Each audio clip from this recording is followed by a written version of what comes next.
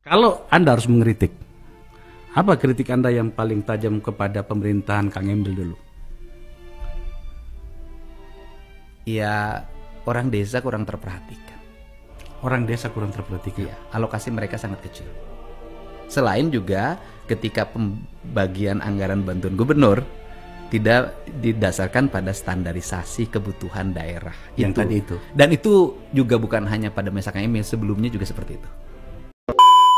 Ridwan Kamil diam-diam jadi gembong korupsi di Jawa Barat. Di tengah sorotan publik terhadap Ridwan Kamil sebagai sosok gubernur Jawa Barat yang inovatif dan modern, muncul sebuah dugaan kasus yang mencoreng citra tersebut. Diduga, ada praktik markup besar-besaran dalam dana iklan Bank BJB yang diperkirakan merugikan negara hingga 200 miliar rupiah. Beberapa laporan menyebut keterlibatan sejumlah pejabat di lingkaran gubernur, memperlihatkan sisi kelam di balik program-program populis yang dipromosikan. Dengan dugaan penyalahgunaan dana iklan ini, publik ini mempertanyakan transparansi dan integritas dari pengelolaan anggaran publik. Keterlibatan Komisi Pemberantasan Korupsi, KPK, dalam pengusutan kasus ini menjadi sorotan utama, di mana proses hukum akan mengungkap apakah sosok yang selama ini diagungkan benar-benar melindungi kepentingan publik atau sebaliknya, memberi ruang bagi praktik korupsi di balik layar.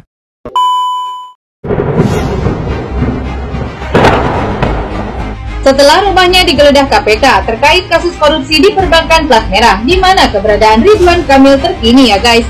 Rumah mantan Gubernur Jawa Barat Ridwan Kamil di Jalan Gunung Kencana nomor 5, Ciumbuleuit, Bandung ini digeledah KPK pada Senin 10 Maret 2025.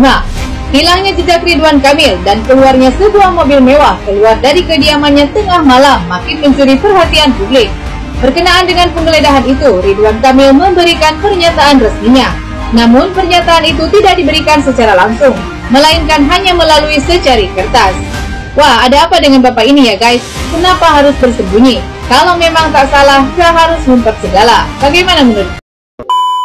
Sudah ada tersangkanya. Kalau boleh tahu berapa orang? Sekitar 5 orang.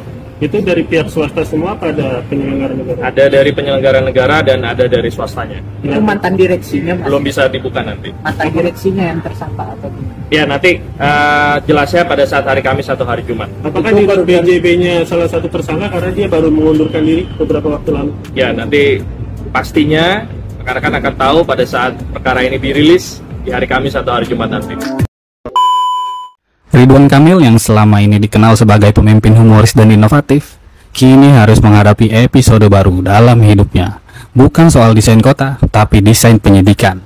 Penggeledahan rumah oleh KPK terkait kasus dugaan korupsi Bank BJB bisa jadi sinyal bahwa inovasi transparansi tak selalu selaras dengan kenyataan di lapangan. Sebagai sosok yang selalu menampilkan citra friendly leader, mungkin sudah saatnya Kang Emil menjajal inovasi yang pernah ia dukung, mobil curhat. Ya, sebagai pencetus ide kendaraan konsultasi keliling, siapa tahu kini justru dirinya yang paling membutuhkan tempat curhat keliling di tengah derasnya sorotan publik. Kembali lagi di IO Channel.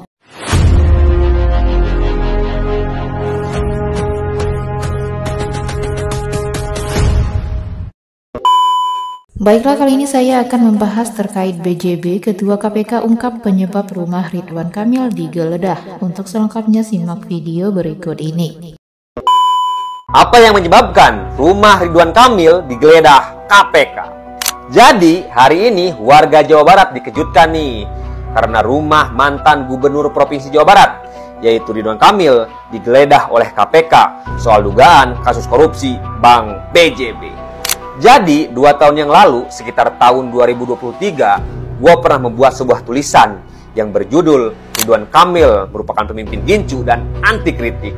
Dalam tulisan tersebut, gue bilang bahwa Ridwan Kamil adalah gubernur yang manis akan gincu, yang mengutamakan pencitraan dan penuh kepura-puraan, bahkan anti kritik. Bukti Ridwan Kamil merupakan pemimpin gincu dan koruptor ini dimulai dari kasus BCCF. Jadi, kasus BCCF ini merupakan penyelewengan dana hibah yang diterima Bandung Creative City Forum atau BCCF pada tahun 2022 sebesar 1,3 miliar. Saat itu, Ridwan Kamil merupakan ketua BCCF. Nah, selain itu, bukti Ridwan Kamil merupakan pemimpin gincu adalah kemangkrakan yang dibuat oleh Ridwan Kamil. Bahkan, pembangunan Masjid Raya Al Jabar yang mewariskan hutan. Pembangunan Masjid Raya Al-Jabar ini menghabiskan anggaran sampai 1,2 triliun dan sisa anggarannya ini berhutang kepada Pemulihan Ekonomi Nasional atau PEN. Dan sampai saat ini hutang Pemprov Jabar kepada PEN masih sisa sekitar 207 miliar dan setiap tahun Pemprov Jabar harus menyicil kepada PEN sekitar 500 miliar.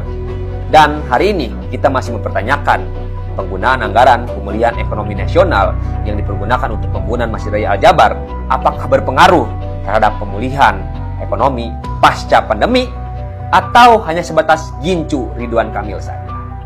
Kemudian kemangkrakan memang kayaknya sudah mendarah daging dalam diri Ridwan Kamil, dimulai pada saat dia menjabat sebagai wali kota Bandung sampai menjadi gubernur Provinsi Jawa Barat. Kemangkrakan tersebut dimulai diantaranya itu teras Ciamplas di kota Bandung, kemudian jembatan Sonongkopo di Pangandaran, kemudian underpass Cibiru yang hanya wacana. Belum lagi program-programnya seperti program petani milenial yang pesertanya sampai merugi, bahkan sampai berhutang. Jadi kemangkrakan ini merupakan bukti dugaan korupsi Ridwan Kamil. Jadi dari runtutan yang udah gue jelasin tadi nih, ini merupakan bukti adanya dugaan kasus korupsi yang melibatkan Ridwan Kamil. Dimulai dari kasus BCCF. Korupsi itu kayaknya udah mendarah daging banget nih dalam diri Ridwan Kamil. Cuman ya karena kasih sayang dada rosada aja, Ridwan Kamil tidak dipenjara. Jadi menurut kalian gimana nih guys terkait soal Ridwan Kamil yang hari ini diduga terlibat dalam kasus korupsi Bank BJB. Kemudian dari runtutan-runtutan yang udah gue jelasin tadi nih. Jadi jangan lupa ya komen-komen di bawah. Usut tuntas mega korupsi Bank BJB. Dan siapakah 5 orang yang menjadi tersangka dalam kasus korupsi Bank BJB? Guys, semakin seru nih. KPK sudah menetapkan 5 orang tersangka dalam kasus korupsi markup dana iklan Bank BJB yang senilai 200 miliar. Semakin seru nih guys. Tapi sayangnya nih, KPK masih merahasiakan 5 orang yang sudah ditetapkan tersangka dalam kasus korupsi Bank BJB. Tapi kalau hari ini kita buat tebak-tebakan nih, siapakah 5 orang yang menjadi tersangka dalam kasus korupsi Bank BJB? Apakah salah satu calon wali kota Bandung yang kemarin gagal? Atau salah satu komisaris Bank BJB yang masih muda? Atau misalnya salah satu ketua pemuda? Ya kita gak tahu nih, kita tunggu aja nih rilis dari KPK. Tetapi ada yang janggal juga nih terkait kasus ini. Tidak lama setelah Direktur Utama Bank BJB yaitu Yudi Renaldi mengundurkan diri sebagai Direktur Utama, tiba-tiba rumah RK digeledah dan kasus korupsi Bank BJB ini naik ke permukaan. Yang menjadi pertanyaan besarnya nih, apakah mantan Direktur Utama yaitu Yudi Renaldi ini terlibat dalam kasus mega korupsi Bank BJB? Tentunya sih gue berharap kepada KPK periksa juga mantan Direktur Utama Bank BJB yaitu Yudi Renaldi. Karena kejanggalannya dia mengundurkan diri tanpa adanya alasan. Jadi pesan nih untuk KPK, ganyang terus tuh dan periksa juga Yudi Renaldi. Ya ini baru opini gue aja nih guys. Karena masalahnya nih, Yudi Renaldi dia mengundurkan diri dari jabatannya sebagai Direktur Utama Bank BJB tanpa adanya alasan.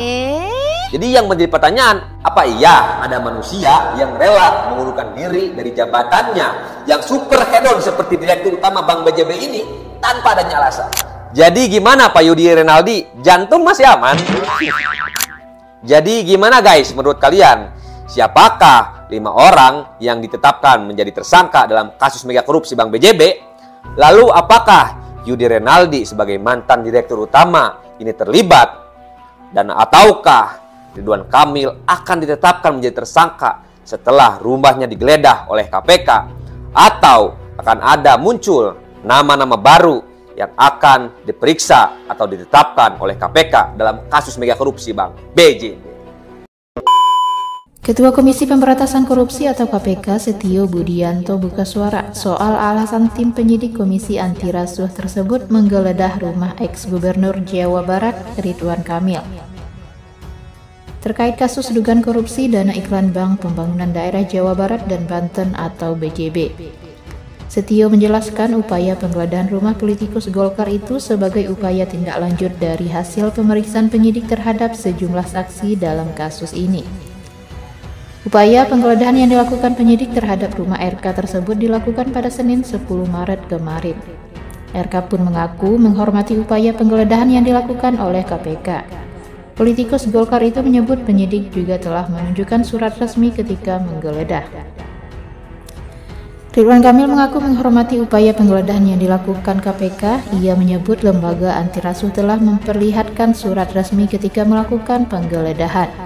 Bahwa benar kami didatangi oleh tim KPK terkait BJB, kata RK lewat pernyataan resmi seperti dikutip CNBC Indonesia. Akan tetapi RK enggan menjelaskan rinci terkait ihwal dugaan kasus korupsi ini yang menyebabkan KPK turut menggeledah kediamannya. Hal-hal terkait lainnya kami tidak bisa mendahului tim KPK dalam memberikan keterangan, jelas RK. Lembaga anti rasuah menerbitkan surat perintah penyidikan kasus Bank BJB ini pada 27 Februari 2025. Nanti dari hasil koordinasi itu baru diputuskan sebuah langkah atau tindak lanjut yang akan dilakukan seperti apa, ucap Setio. Sudah ada tersangka yang ditetapkan namun belum disampaikan KPK ke publik, kata Setio. Hal itu menjadi kewenangan penuh penyidik. Tindak lanjut terhadap penanganannya pasca dilakukan rilis terkait penentuan terhadap perkara tersebut jadi kewenangan dari penyidik dan direktur atau deputi. Kapan akan dilakukan tindak lanjutnya, jelasnya.